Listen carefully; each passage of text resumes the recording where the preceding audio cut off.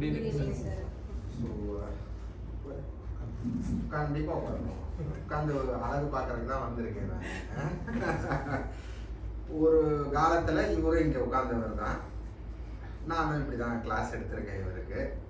So இப்போ அதை திரும்பி பார்க்கும்போது அவர் என் பக்கத்தில் இருக்கும்போது அவருக்கு இல்லை எனக்கு ரொம்ப பெருமையாக இருக்கு. எனக்கு ரொம்ப பெருமையாக. நாளைக்கு இன்னொரு நீங்களாம் எந்த இயரில் இருக்கீங்க? இன்டர்னா? Super, very good. சரி, சில பேர் பிஜி பண்ணலான் இருப்பீங்க, சில பேர் டைரெக்டாகவே தெரபிஸ்ட் ஆகணும்னு இருப்பீங்க. ஸோ இன்னொரு ஒரு 3-4 இயர்ஸில் இதே மாதிரி நான் உங்களை எக்ஸ்பெக்ட் பண்ணுறேன். So I want you to become a successful physiotherapist. Okay? So அதுக்கு என்ன ஹெல்ப் வேணாலும் சாராக இருந்தாலும் சரி, நானாக இருந்தாலும் சரி, immediately we will say yes to you. We will do the best what you can be as a successful physiotherapist. ஓகேவா? சாருடைய ஒர்க் ஷாப்ஸ் பற்றி சொல்லிட்டு இருந்தாரு. Happy to see you. This is the 4th batch. 18 ஸ்டூடெண்ட்ஸா? 16 இருக்கிறாங்க. Okay. So sir கற்று தர்றது வந்து for your knowledge சேக்.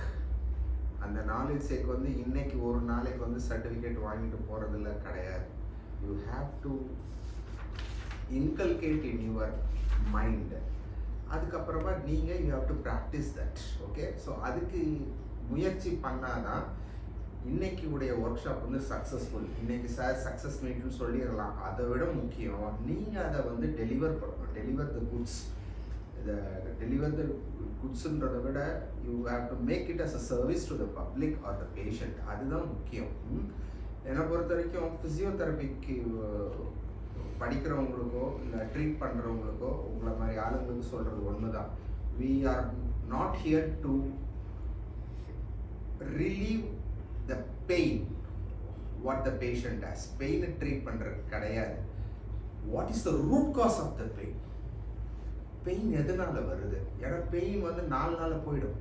ஆனா அந்த cause it will be there somewhere around the body. அதனுடைய எக்ஸாக்ட் பெத்தாலஜில இருந்து எக்ஸாக்ட் மெக்கானிசம் என்னன்றதை you have to find it. Proper assessment பண்ணணும், ப்ராப்பர் ஸ்பெஷல் டெஸ்ட் எடுத்து பண்ணணும், தேவைப்பட்ட இன்வெஸ்டிகேட்டிவ் டூலை யூஸ் பண்ணிக்கலாம். அதுக்கப்புறமா you can treat the patient. ஒரு தடவை 2 தடவை கொஞ்சம் அன்சக்ஸஸ்ஃபுல்லாக கூட போகலாம். சொல்லுவாங்க 3-4 நாளில் பேஷண்ட்டு கூட சார் அப்படியே தான் சார் இருக்குன்னுவாங்க, இன்னும் கூட ஆச்சுன்னு கூட சொல்லுவாங்க. இதுக்கெல்லாம் நீங்கள் சோர்வடைஞ்சிடக்கூடாது.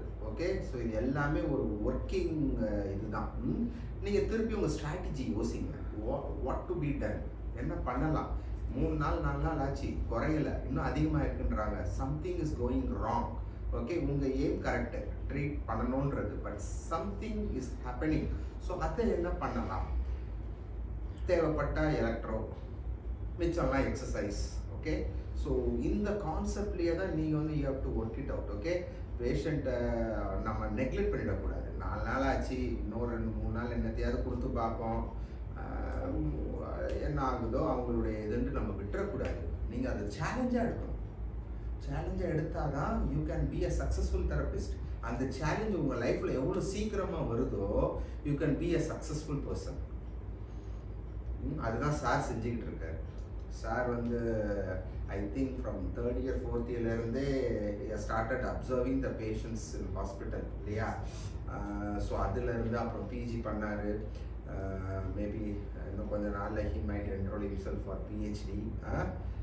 ஸோ அந்த இது எனக்கு எப்பயுமே உண்டு. Sir has to flourish well. அவர்னால நிறைய தெரபிஸ்ட் முன்னேறணும், பேஷண்ட்ஸ் நிறைய பேர் குணமாகணுன்றதுல I am assure about it. Okay.